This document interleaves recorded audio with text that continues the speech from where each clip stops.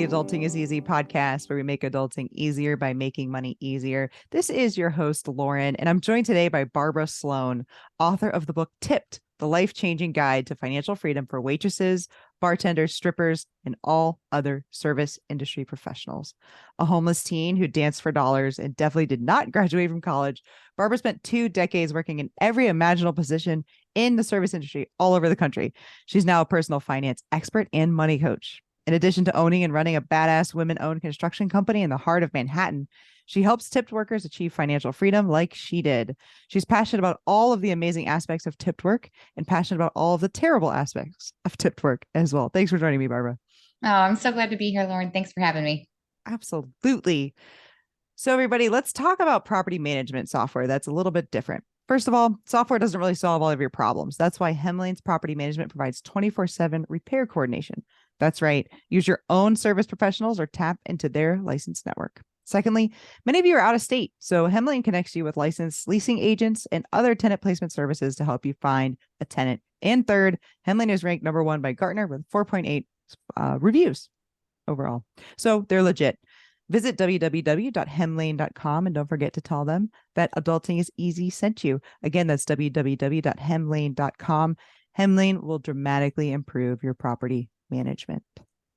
So our goal for today is to make adulting easier for listeners by discussing a personal finance topic, since managing money is a big part of adulting. So today, Barbara, you and I are going to talk about personal finance for service industry professionals. First, though, congrats on writing and publishing a book. That is amazing. Thank you so much. It's definitely a labor of love. It takes a long time to write a book and a long time to edit a book and a long time to market a book. So I had no idea. How long did it take you? When did you start writing it? I think the concept came to me it started in kind of 2016, 17. I really started writing it in 2019. So I would say really with my head down, a year of writing, a year of editing. And so now we're in a year of marketing. Yeah, well, it turned out great. Thank you so much. How are sales? How many people have read it? Sales are going really well. I'm actually very impressed with sales. I just got on a top personal finance books of 2022 list, which was a huge honor. And I didn't expect that because this is such a niche book, but I'm very happy with how much recognition it's getting so far. It is niche, right? Because it's for service industry professionals. But of course, there are some topics of personal finance that kind of apply to everyone, of course. I mean, obviously you talk about emergency funds and budgeting, but of course you use language and kind of similes and metaphors that relate to the service industry. So I think it's definitely applicable to anybody. I was reading it, and actually I didn't tell you this before we started recording, but I realized I forgot to pay my credit card while I was reading your book, and I stopped and paid my credit card. So thank you for that. Of course. I'm glad it can I'm glad it can help people of all levels. Yes. Yes. Even someone as far along the path as you are. Yeah, I need to automate that probably. But anyways, so which jobs are we talking about? When we're saying service industry professionals, who are these folks that are kind of being underserved by the personal finance content community? Yeah. So service industry professionals are people who work on tips that work in services like hospitality. So think bars, clubs, restaurants, beauty and body services, think massage therapists, hairstylists, tattoo artists, transportation delivery services. So your taxi driver, your Uber driver, the people who help you move when you change, homes, and also in maintenance. So maybe your mechanic, your lawn person, your pool person, jobs like that. I tend to focus on people who work in the hospitality side and beauty and body services, because most of those people are subject to the $2.13 sub minimum wage, and which I cannot believe we still are talking about this. That's crazy. That's crazy.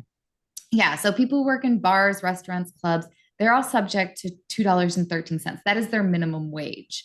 Now, some states have gone and created a different sub-minimum wage that's higher than that. For instance, California is $15 an hour, but there's still over a dozen states that are still holding to that federal sub-minimum wage of $2.13. So that's obviously one of the downsides of working as a service industry professional, what are some of the other kind of downsides that really make finance and personal financial planning more important for that group? Yeah. So inconsistent income is a big one. It's hard to automate your finances when you have inconsistent income. It's hard to budget when you have inconsistent income. So that one's kind of a bummer. The other one is benefits. Benefits is one of the biggest bummers of working in the service industry. You just don't have access to a 401k, paid time off, health insurance, even a human resources person that you can talk to about these benefits. It's lacking in the industry. Other downers can be hazards within the industry, such as the general public. They can chip away at your confidence. They can,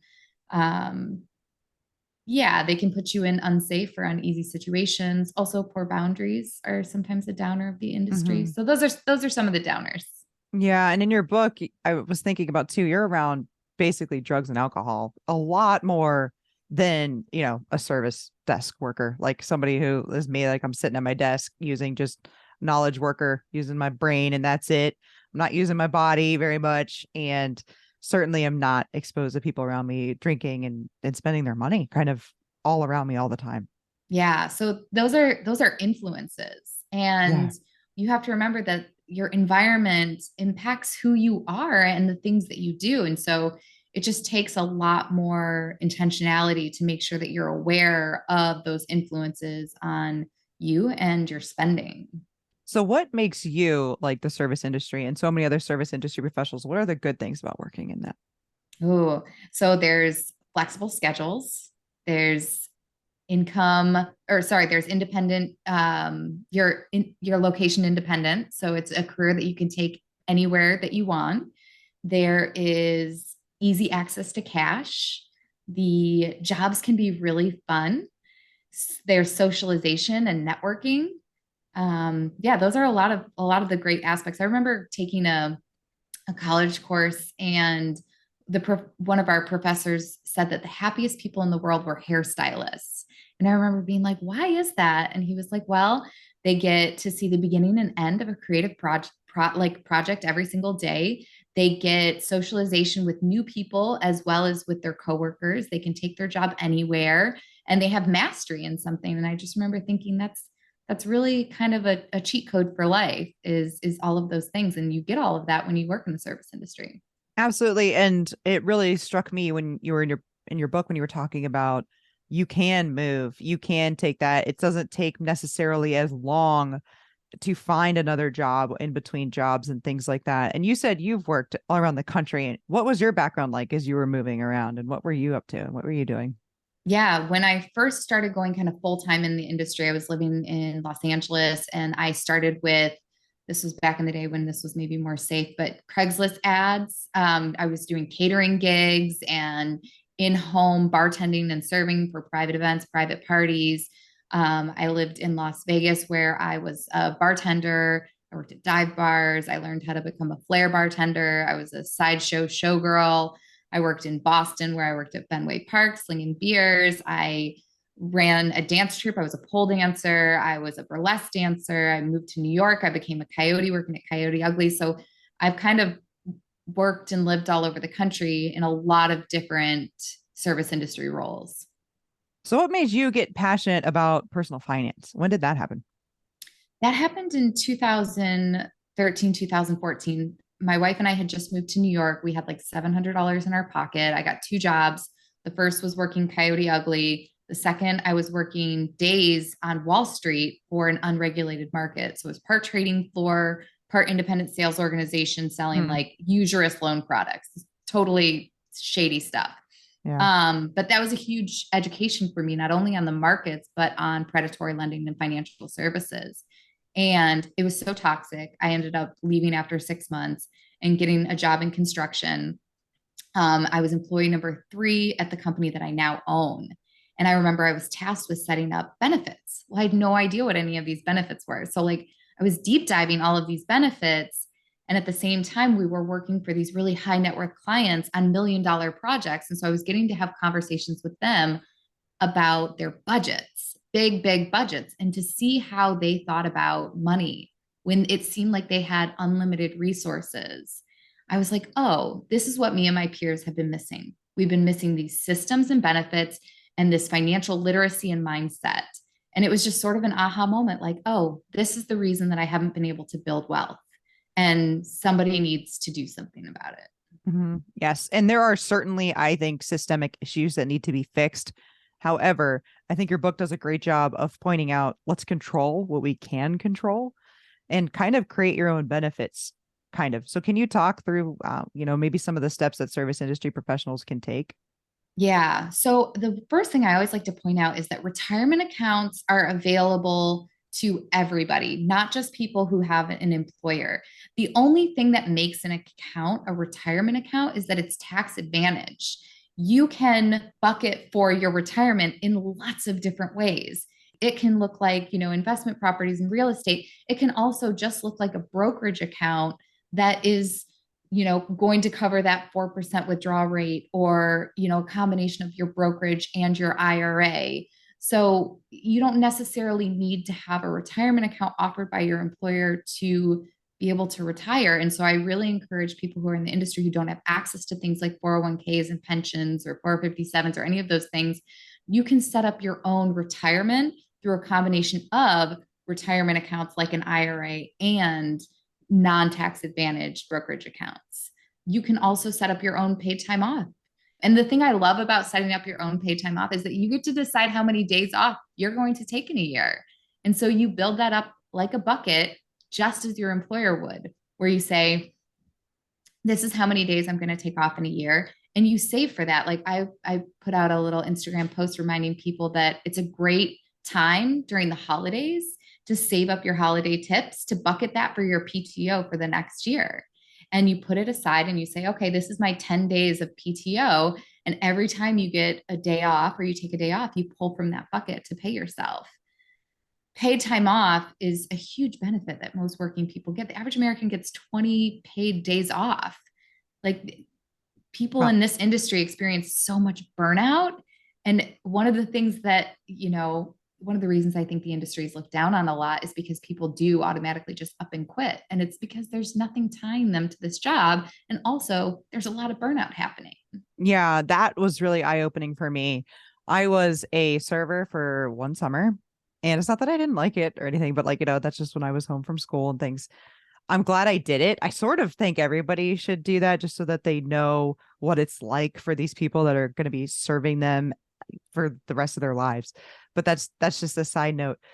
But it was very interesting to me when you were talking about when you're feeling run down, right? Get enough sleep, drink a lot of water, but take your time. Don't take every double shift that you can, right? Go easy on yourself because it's going to literally financially and otherwise hurt you in the long run.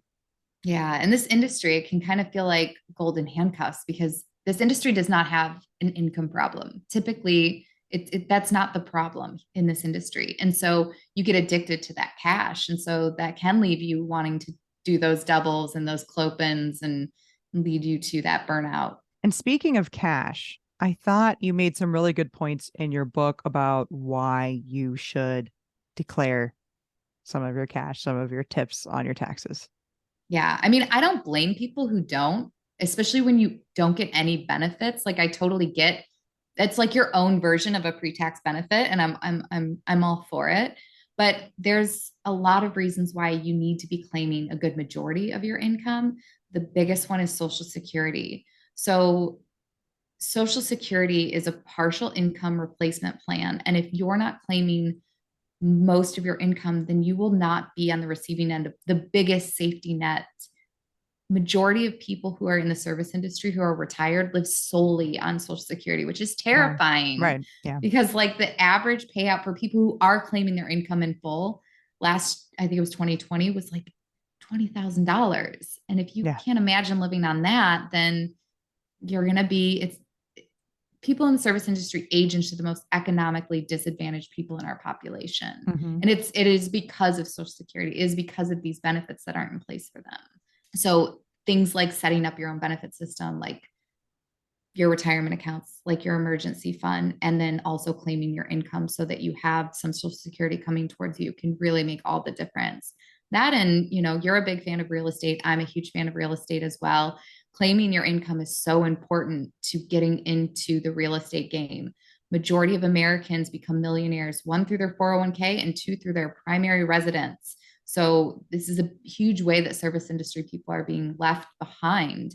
And you have to start by claiming your income. Banks want to see minimum of 2 years of income in order to qualify for, not predatory lending rates. Yeah. So, Yeah, exactly. And there's formulas that anybody that's approving your mortgage is going to be looking at. And those formulas are, it's around, say, a third of what you make gross. And you actually make 100 grand. But if your taxes say 50 grand, that's what the lender is going to be able to assume and approve you for a home that somebody that makes 50 grand would be approved for. yeah. So that's it's another way that they're just like left out. Yep. Yep. I thought that was a really good point and something that, of course, being in this space, I know, but I never really put a lot of thought into. So I thought that was really valuable for people. So, what advice do you have for people who are in the service industry today? And don't say, get out. I hear that so much, like, get out of that industry, blah, blah, blah, right? But you don't have to. But so, what advice do you have for people? Oh yeah, I really hate that advice because it's like we're taking the people who are the closest to modeling good financial behavior and we're removing them from the industry. And I just think we're just continuously making the industry worse. Like there are 5.5 million people working on a tip-based income. This industry is not going anywhere. It is the fabric of our communities. It is the reason that us real estate investors pick the properties that we do is based on, oh, what restaurants and bars are nearby? What, like Yep. what is this community going to be looking like? And the way a community look is largely based on the Absolutely. establishments that are there. Good point. So, no, I don't want people to get out of the industry as long as they're able to navigate those things we talked about earlier, which is like boundaries and the workplace hazards. If you're able to manage boundaries, then I think this is an incredible career to have long term, and you can have a lot of fun and you can still retire early. Yeah, so I think that my biggest piece of advice is an emergency fund in this industry. There's a lot of in power imbalances when you're in the service industry because you are serving somebody else. And when you have that emergency fund in place, it allows you to keep some of the balance, some of the power in your own corner. And you can say no to maybe situations that feel unsafe or not okay, or to toxic bosses. It gives you the freedom to kind of move within the space to a way in a way that works for you.